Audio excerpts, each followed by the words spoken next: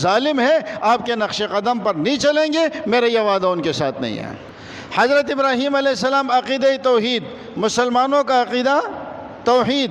حضرت ابراہیم علیہ السلام بت شکن، مسلمان بت شکن۔ حضرت ابراہیم علیہ السلام قربانی کرنے والے، مسلمان قربانی کرنے والے۔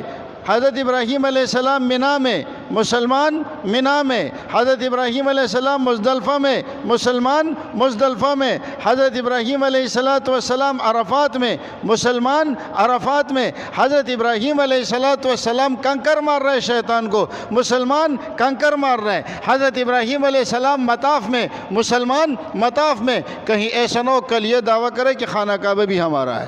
اتباع کرنے والے کون ہیں؟ ہم ہیں یا وہ؟